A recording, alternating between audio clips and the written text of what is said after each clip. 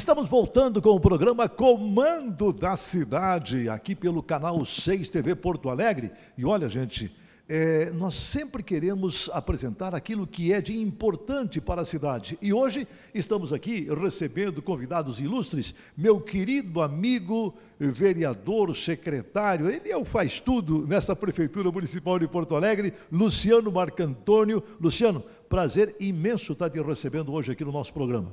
Eu que agradeço, Braz, estar no comando da cidade mais uma vez. É um privilégio, esse programa que presta um serviço importantíssimo em relação à informação, debate para a nossa Porto Alegre. É um prazer novamente estar aqui. Que beleza! E o menino da caixinha de sapato, meu querido amigo Jorge Martins. Boa noite, Jorge. Boa noite, uma boa noite a todos os telespectadores, né, do programa Comando da Cidade. E hoje é um dia especial para mim, Braz.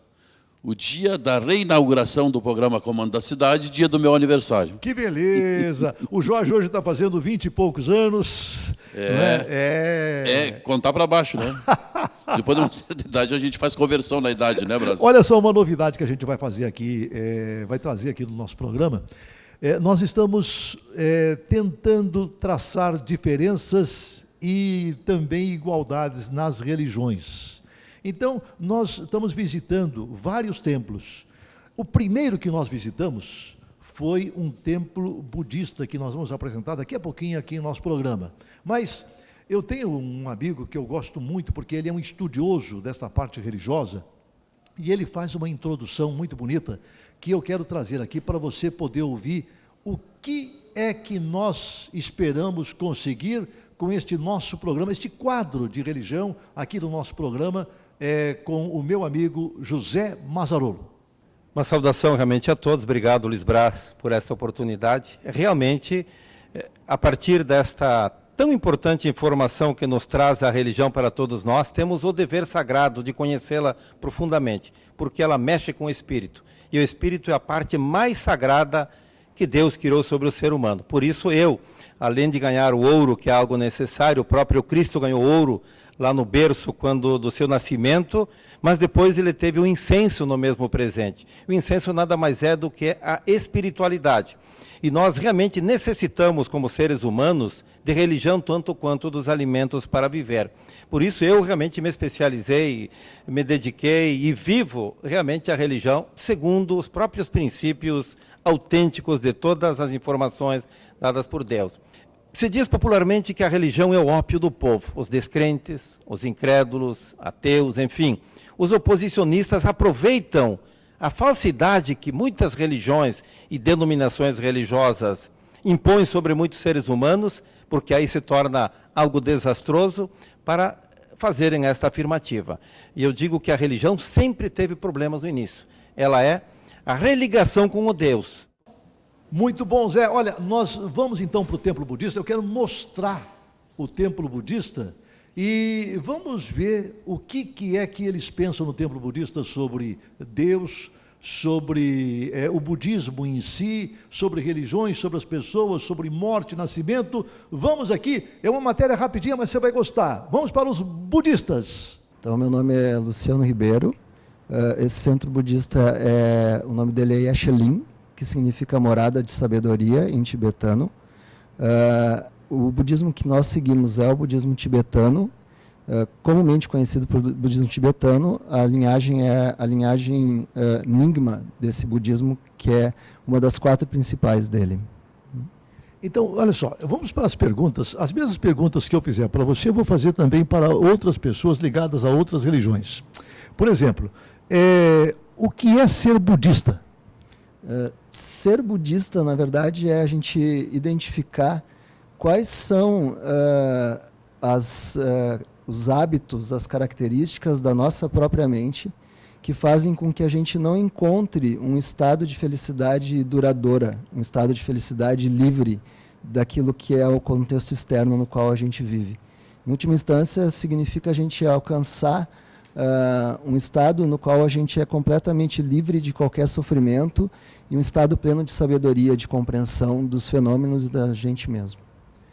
Para os budistas, da onde nós, seres humanos, viemos e para onde nós vamos após a morte?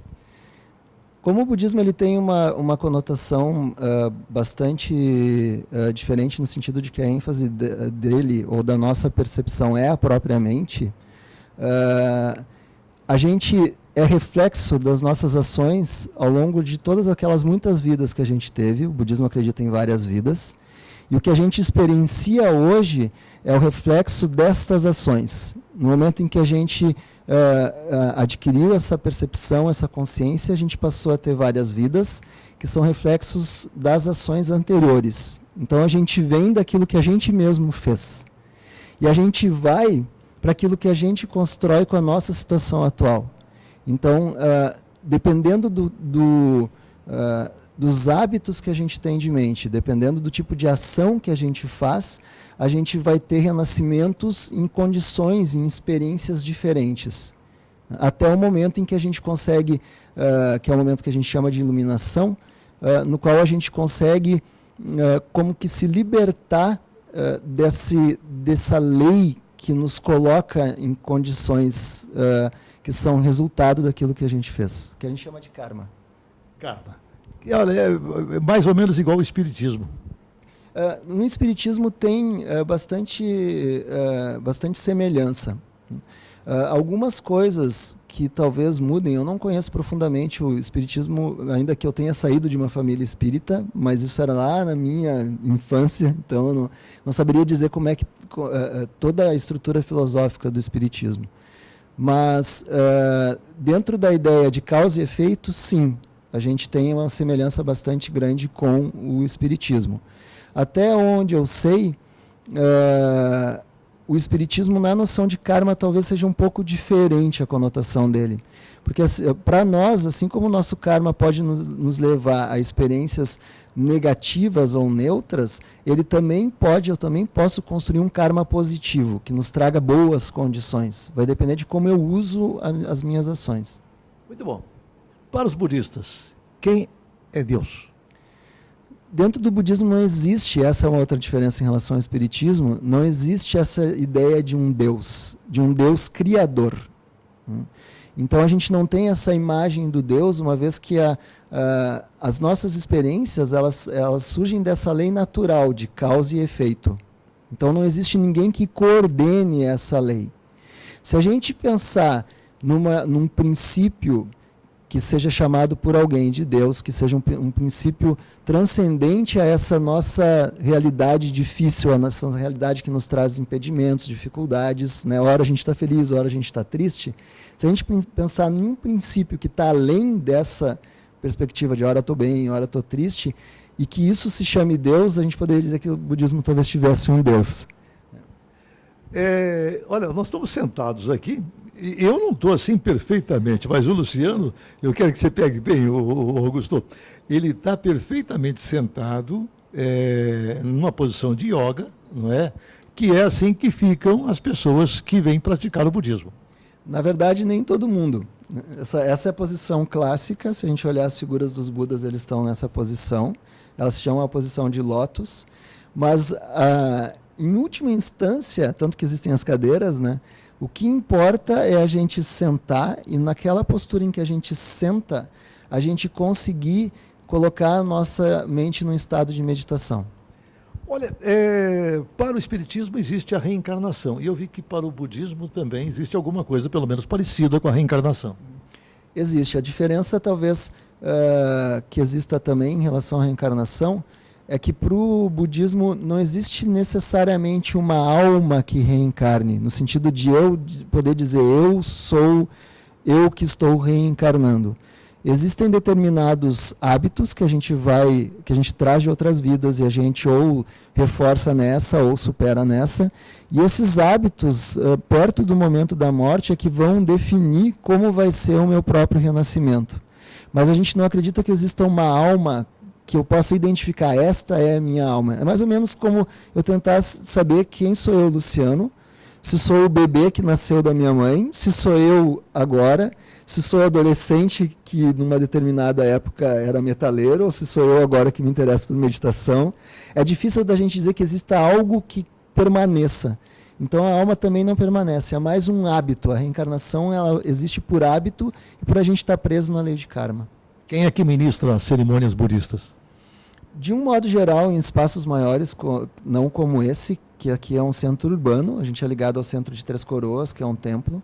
As cerimônias mais avançadas dentro do budismo tibetano são ministradas por lamas, né? Lama é a palavra tibetana para mestre, e que, diferentemente de talvez alguma religião onde haja um estudo para o ser lama, é muito mais pela experiência meditativa dele que ele acaba recebendo esse título, e ele ministra as cerimônias mais complexas.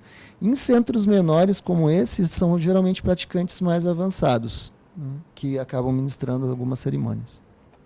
Luiz Braz, falando aqui de um templo budista aqui na Oswaldo Aranha, 440, 901, um lugar muito bonito, vale a pena conhecer.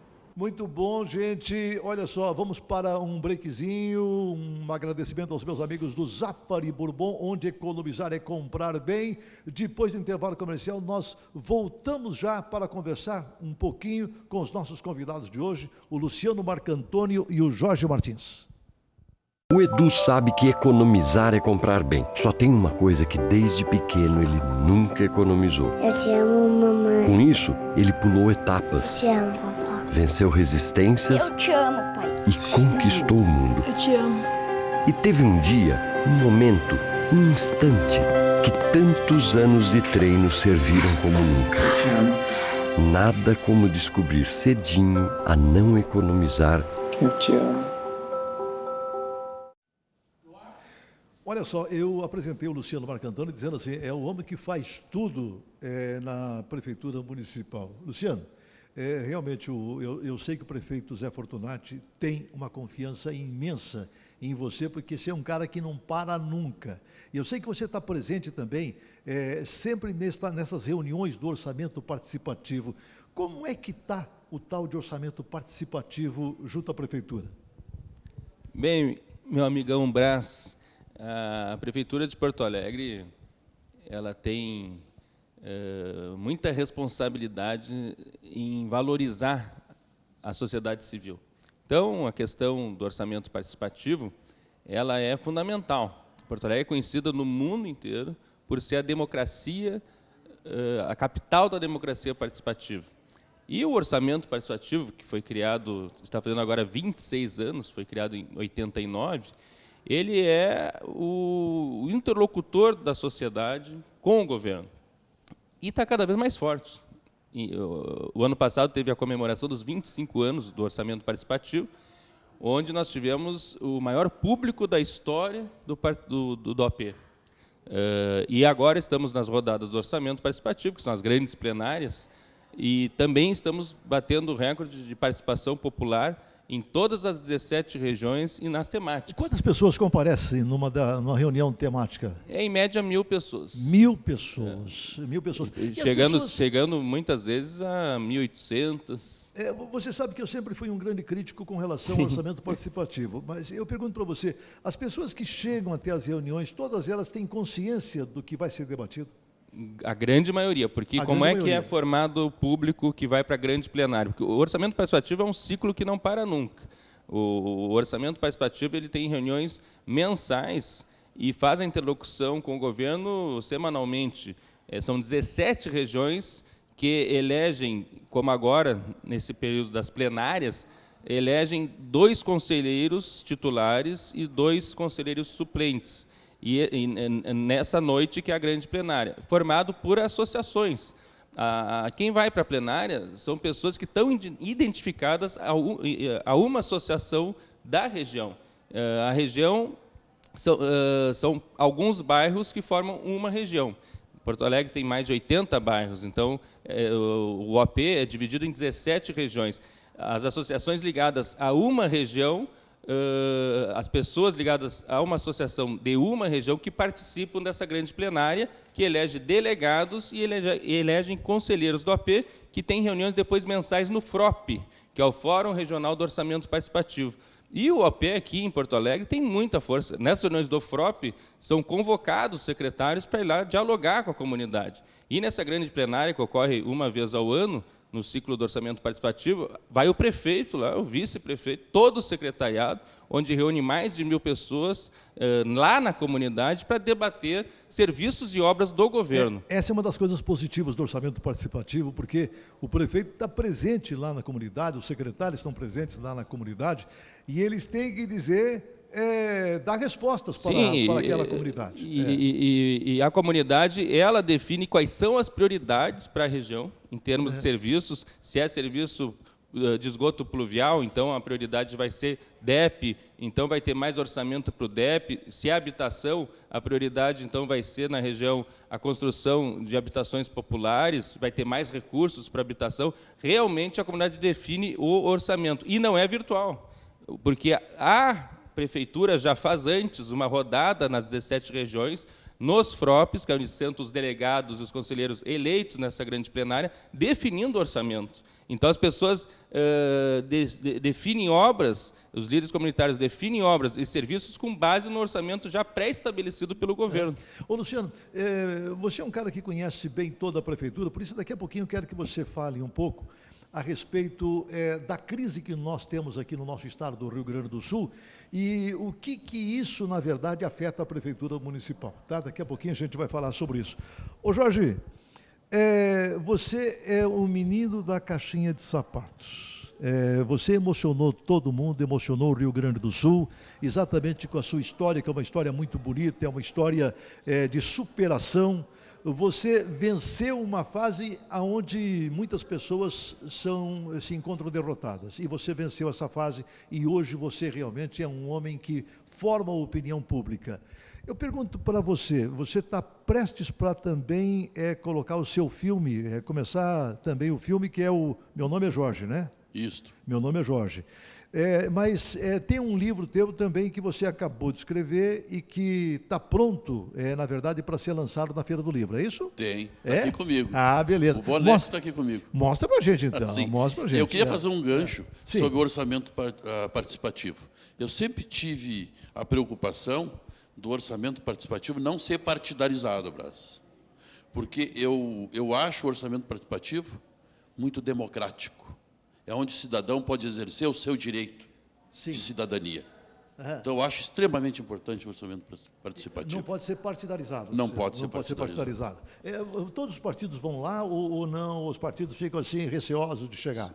Os partidos políticos têm algumas lideranças que são filiadas, que é um direito e é importante que as lideranças participem dos partidos políticos, mas, como falou, né, o meu amigo, o Jorge, nós temos que ter o cuidado para não tornar a liderança comunitária, não tornar a associação que essa liderança participa num instrumento de partido político. Sim. Mas isso vem da cultura social, isso vem da atitude da liderança. O governo não interfere nisso. Então, se a liderança é filiada ou não, o orçamento participativo é aberto para todo morador da região. Até para que não sejam atingidas as prioridades. Isso. Né? Inclusive, a população tem direito a 10 falas na região, retirada essas falas no Fórum Regional do AP, que reúne uma vez por mês. Claro que muitos partidos têm militância comunitária, muitos partidos militam nas comunidades de baixa renda, e então algumas lideranças são filiadas. Sim. E isso é importante, mas o OAP é totalmente despartidarizado. Tanto que quem participa das entidades nesse grande dia, que é a grande plenária que está tendo agora as rodadas nas regiões para eleger delegados e conselheiros do AP, são associações comunitárias, clubes de futebol, clube de mães, escolas, são pessoas que estão ligadas, são moradores que estão ligados a uma entidade da sociedade civil que vão nessas plenárias e têm o direito a usar a palavra. Luciano, se prepara aí para aquela resposta. Olha, a crise do Estado afeta o nosso município? Se prepara aí. Olha só, gente, o jornal Comando da Cidade é o jornal alternativo mais bem feitinho que nós temos em nossa cidade. Ele tem informações, ele é feito em papel couché, ele não suja a roupa, por exemplo, ó, posso esfregar na minha roupa, não suja, não é? Então as pessoas, naquele papel jornal, as pessoas têm medo, de repente, de encostar na roupa, não pode, coloca em cima do sofá, mancha, não pode fazer nada disso, né? O Comando da Cidade, não. O Comando da Cidade é 10 mil exemplares que são distribuídos